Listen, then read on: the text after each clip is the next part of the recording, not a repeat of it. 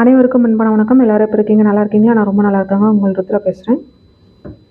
பாரம்பரிய அரிசியில் நிலக்கடலையும் கலந்து நம்ம லட்டு தயார் செய்கிற முறை நான் உங்களுக்கு பதிவிட்டிருந்தேன். ஒரு சிலர் எனக்கு கிராம் கணக்கில் வேணும், கொஞ்சம் தெளிவாக இருந்துச்சுன்னா நல்லாயிருக்கும், கப் கணக்கில் மட்டும் இல்லாமல் இப்படியும் இருந்துச்சுன்னா நல்லாயிருக்கும் அப்படின்னு கேட்டிருந்தீங்க. இதில் கிராம் கணக்கில் நிலக்கடலை ஓகேங்களா, பச்சை நிலக்கடலையே எடுத்துக்கங்க, நல்லா வறுத்துக்குங்க. அது நீங்கள் வறுத்ததுக்கப்புறம் அதனுடைய வெயிட்டு அரை கிலோ அளவுக்கு 500 கிராம் அளவுக்கு பார்த்து எடுத்துக்கோங்க. பாரம்பரிய அரிசி சிவப்பரிசி எடுக்கிற மாதிரி இருக்குது, நீங்கள் அதை பயன்படுத்துகிற மாதிரி இருக்குன்னா ஒரு நீங்கள் சரிபாதி அளவுக்கு போடலாம். ஆனால் சரிபாதி அளவுக்கு போகிற மாதிரி இருக்குன்னா உருண்டை பிடிக்கிறதுக்கு கொஞ்சம் நமக்கு சிரமமாக இருக்கும். அதை மட்டும் கொஞ்சம் பார்த்துக்கோங்க. அந்த மாதிரி இருக்கும் பொழுது நல்ல எண்ணெய் பசை இருக்கிற நிலக்கடலையை நம்ம தேர்ந்தெடுக்கணும், உருண்டை பிடிக்கிறதுக்கு ரொம்ப சுலபமாக இருக்கிற மாதிரி. இப்போ நீங்கள் சரிபாதி அளவுக்கு போகிறீங்கன்னா 200லேருந்து 250 கிராம் அளவுக்கு நீங்கள் அரிசி பவுடர் சேர்த்திக்கலாம். அரிசியை நான் சொல்ல, அரிசி பவுடர், அரிசி மாவு. நீங்கள் கருப்பு கவுனி அரிசி மாவோ இல்லை சிவப்பு அரிசி மாவோ இந்த மாதிரி எது வேணாலும் எடுத்துக்கலாம். பாரம்பரிய அரிசிகளில் நிறைய வகைகள் இருக்குது.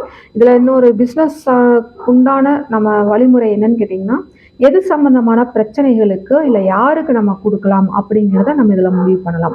ஆண்களுக்காக கொடுக்குற மாதிரி இருந்துச்சுன்னா மாப்பிள்ளை சம்பா அரிசி நீங்கள் கொடுக்கலாம். த்ரோட் சம்மந்தமான பிரச்சனைகளுக்காக இருக்குன்னா கருங்குருவை அரிசி நீங்கள் எடுத்துக்கலாம். அதுக்கப்புறம் இன்சுலின் சம்மந்தமான சர்க்கரை சம்மந்தமானது இருக்குன்னா வெள்ளத்துக்கு பதிலாக நீங்கள் கருப்பட்டி சேர்த்திட்டு நீங்கள் காட்டு யானை அரிசியை பயன்படுத்தலாம். பொதுவாகவே உடலில் அளவுக்கு அதிகமான கழிவுகள் இருக்குது அப்படிங்கிற பட்சத்தில் விஷமுறிவு சம்பா அரிசியை நம்ம எடுத்துக்கலாம். உடலில் இன்னும் ஒரு சிலருக்கு பார்த்திங்கன்னா ரத்தத்தில் கழிவுகள் அதிகமாக இருக்கும், உடலில் கழிவுகள் அதிகமாக இருக்கும், வெரிகோஸ் வெயின் சம்மந்தப்பட்ட பிரச்சனை இருக்கும், கால் பகுதியில் ரொம்ப அதிகமான வீக்கம் இருக்கும், இந்த ரத்த குழாயில் அடைப்புகள்லாம் இருக்கும். அந்த மாதிரி இருக்கிறவங்களுக்கு குருவ ஜோதி அரிசி சம்பா நம்ம இந்த மாதிரி லட்டு முறையில் எடுத்துக்கலாம். இப்போ நம்ம கருப்பட்டி சேர்த்திக்கிட்டோம் அப்படிங்கிற பட்சத்தில் அவங்களுக்கு இன்சுலின் சம்மந்தமானதோ இல்லை சர்க்கரை சம்மந்தமான பாதிப்புகள் வராது. இதெல்லாம் உணவு மருந்து அந்த அடிப்படையில் தான் நம்ம கொண்டு போகிறோம். நிறைய எடுத்துக்கணும் அப்படிங்கிற கட்டாயம் எதுவுமே இல்லை. ஒரு நாளைக்கு ஒரு லட்டு இல்லை 2 லட்டு எடுத்துக்கலாம். அதனால் எந்த விதமான பாதிப்புகளும் உங்களுக்கு வராது. இது மாதிரி ஒவ்வொரு விதமான அரிசிகளுக்கும் ஒவ்வொரு மருத்துவ பலன்கள் இருக்குது. இப்போ மூட்டு வலி முதுகு வலி பிரச்சனைகள்லாம் இருக்குது அப்படிங்கிற பட்சத்தில் அவங்க என்ன பண்ணலான்னு கேட்டிங்கன்னா, 60ஆம் குருவை அரிசியும் விஷமுறிவு சம்பா அரிசியும் ரெண்டையுமே மிக்ஸ் பண்ணிக்கலாம். மிக்ஸ் பண்ணி சேர்த்து அதை லட்டாக இந்த முறையில் செஞ்சு சாப்பிடும்பொழுது மூட்டு வலிக்கு முதுகு வலிக்கெல்லாம் ரொம்ப சிறப்பாக இருக்கும், நல்லாயிருக்கும். அது மட்டும் இல்லாமல் முடி உதிர்தல் பிரச்சனை இருக்குது அப்படிங்கிறதுல ரத்தசாலி அரிசியையும் விஷமுறிவு சம்பா அரிசியும் நம்ம சேர்த்திக்கலாம். அந்த மாதிரி இருக்கும் பொழுது ரொம்ப நல்லாயிருக்கும். இந்த இதில் நம்ம பார்க்கும் பொழுது பாருங்கள், ரொம்ப அதாவது எண்ணெய் பசையும் இல்லாமல் நம்ம அந்த அரிசி இது சேர்த்தும் பொழுது ஒரு மிதமாக ஒரு இதாக இருக்கும், அந்த ஒரு அளவாக இருக்கும், ரொம்ப நமக்கு இதாக இருக்காது. பார்த்தீங்கன்னாலே உங்களுக்கே தெரியும். பொதுவாக நிலக்கடலை மட்டும் நீங்கள் சேர்க்கும் பொழுது அளவுக்கு அதிகமான எண்ணெய் பசை இருக்கும். ஒரு சிலர் என்ன பண்ணுவாங்கன்னா நிலக்கடலை மட்டும் சேர்த்துக்கும் பொழுது உடலில் பித்தம் அதிகரிக்கும் அப்படின்னு சொல்லுவாங்க. இந்த மாதிரி பாரம்பரிய அரிசி நீங்கள் எந்த வகை அரிசி சேர்த்திக்கொள்ளும் பொழுது அந்த பித்தம் சம்மந்தமான உடல் உஷ்ணம் சம்மந்தமான பாதிப்புகள் நிச்சயமாக வரவே வராது. நீங்கள் கருப்பு கவுனி அரிசி பவுடர் சேர்த்திக்கிட்டாலும் உங்களுக்கு அந்த பாதிப்புகள் வராது. இதில் இன்னொரு சிறு குறிப்பு என்னன்னு கேட்டிங்கன்னா, நிலக்கடலையை நல்லா வறுத்துட்டு கொஞ்சமாக சும்மா ஒரு கைப்பிடி அளவுக்கு எடுத்து வச்சுக்கோங்க.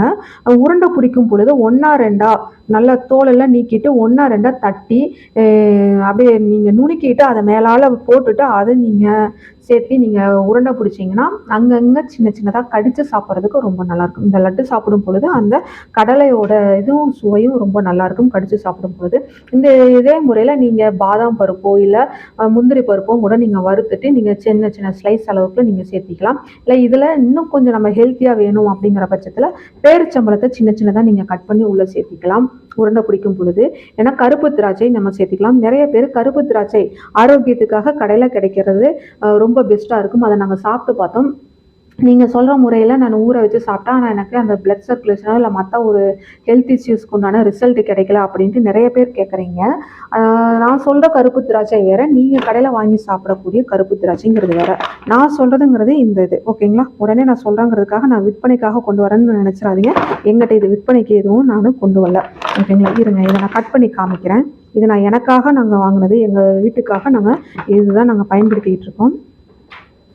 அந்த திராட்சை நீங்கள் இதில் சேர்த்திக்கொள்ளும் பொழுது ரொம்ப நல்லாயிருக்கும். அதாவது அந்த பன்னீர் திராட்சையை அப்படியே டைரெக்டாக பதப்படுத்தி அதை இது பண்ணியிருப்பாங்க. இன்னும் பன்னீர் திராட்சையில் இயற்கை முறையில் விளைவிச்சதா இருந்தால் இன்னும் ரொம்ப சிறப்பாக இருக்கும். அந்த பூச்சிக்கொல்லி மருந்து இதெல்லாம் சேர்க்காம இயற்கை முறையில் விளைவிச்சு அதை இயற்கை முறையில் பதப்படுத்தி இருந்தாங்கன்னா இன்னும் ரொம்ப சிறப்பாக இருக்கும். ஏன்னா இந்த விதமான திராட்சைகளில் தான் விதை அதிகமாக இருக்கும். பொதுவாக ஆரோக்கியத்துக்காக எல்லாரும் என்ன சொல்லுவாங்கன்னு கேட்டிங்கன்னா, விதை இருக்கக்கூடிய திராட்சை விதையோடு நீங்கள் சாப்பிடுங்க, ஊற வச்சு அப்படியே சாப்பிடலாம், இல்லைனா அப்படியே நீங்கள் சாப்பிடுங்க, ஊற வச்சு சாப்பிட்டு அந்த தண்ணியை குடிங்க அப்படின்லாம் சொல்லி நீங்கள் கேள்விப்பட்டிருப்பீங்க. அது இந்த திராட்சைனா இன்னும் சிறப்பாக இருக்கும். விதையுடன் கூடிய திராட்சைங்கிறது இதுதான்.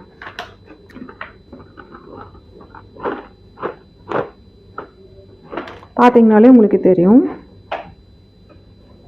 ஓகேங்களா? அந்த பன்னீர் திராட்சையோட இது உங்களுக்கு ரொம்ப தெளிவாகவே தெரியும் பாருங்கள்.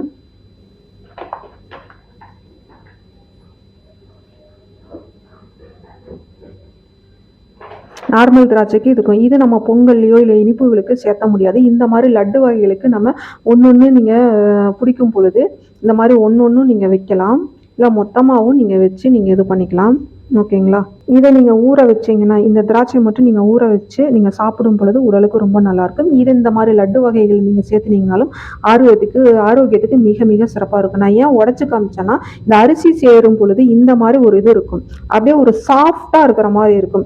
இதை நம்ம சாப்பிடுவதற்கு ரொம்ப நல்லாயிருக்கும். ஓகேங்களா? இந்த முறையில் நீங்கள் ட்ரை பண்ணி பாருங்கள், ரொம்ப சிறப்பாக இருக்கும். உங்களுக்கு ஆரோக்கியத்துக்காகவும் இது நல்லாயிருக்கும், அதே சமயத்தில் இது பிஸ்னஸ்க்காகவும் பயன்படுத்தலாம். நிறைய பேர் சில வகைகள் அரிசிகளை மட்டும் தனியாக லட்டாக கொண்டு போவாங்க. நிலக்கடலையோட அரிசியை சேர்த்து லட்டு கொண்டு போகிறது ரொம்ப குறைவு. ஒவ்வொரு அரிசிக்கும் என்னென்ன மருத்துவ பலன்கள் வேணும் அப்படின்னா நீங்கள் சொல்லுங்கள், அதுக்கான ஒரு இலவச வகுப்பு நம்ம நடத்தலாம். அதில் நீங்கள் எல்லாரும் கலந்துக்கங்க, விருப்பம் இருக்கிறவங்களாம் கலந்துக்கிட்டு அதனுடைய பலன்களை தெரிஞ்சுக்கிட்டு அதை முழுமையாக நீங்கள் பயன்படுத்தி ஒரு ஆரோக்கியத்தோடு இருங்க. அதையும் நீங்கள் ஒரு பிஸ்னஸ் முறையில் உங்களுக்கான ஒரு அடையாளமாகவும் உங்களுக்காக மாற்றிக்கொள்ளுங்கள். அரிசிகளோட பலன்கள் சொல்லிக்கிட்டே இருக்கையில் நான் அளவு சொல்கிறதுக்கு கொஞ்சம் மறந்துட்டேன். இப்போ நிலக்கடலை 500 கிராம், 1/2 கிலோ அளவுக்கு எடுத்திருக்கீங்கன்னா சரிபாதி அளவுக்கு நீங்கள் பாரம்பரிய அரிசி எது வேணாலும் எடுத்துக்கலாம். 200 கிராம்லேருந்து 250 கிராம் அளவுக்கு எடுத்துக்கலாம். ஒரு 150 கிராம் எடுத்திங்கன்னா இன்னும் உருண்டை பிடிக்கிறதுக்கு உங்களுக்கு சிறப்பாக இருக்கும். வெல்லம் பார்த்தீங்கன்னா 400 கிராம் அளவுக்கு எடுத்துக்கோங்க, ரொம்ப நல்லாயிருக்கும். ரொம்ப அதிகமான இனிப்பு இல்லாமல் மிதமான இனிப்பில் இருந்துச்சுன்னா பெரியவங்கலேருந்து சிறியவங்க வரைக்கும் எல்லாரும் சாப்பிட்றதுக்கு ரொம்ப நல்லாயிருக்கும். கருப்பட்டி சேர்த்துற மாதிரி இருந்ததுன்னா ரொம்ப நல்ல இனிப்பாக இருக்கக்கூடிய கருப்பட்டியாக இருக்குது அப்படின்னா நீங்கள் 350 350 கிராம் அளவுக்கு போட்டுக்கலாம். கொஞ்சம் சில கருப்பட்டிகள் சிறு கசப்படிக்கிற மாதிரி இருக்கும். அந்த மாதிரி இருக்கிற பட்சத்தில் 400 கிராம் அளவுக்கு நீங்கள் போட்டுக்கலாம். அதாவது இனிப்பு கொஞ்சம் கம்மியாக இருக்கும் சில கருப்பட்டிகளில், அதில் நீங்கள் 400 கிராம் அளவுக்கு போட்டுக்கலாம். ஓகேங்களா? அனைவரும் தொடர்ந்து இணைந்து முன்னேறுவோம். நன்றி, வணக்கம்.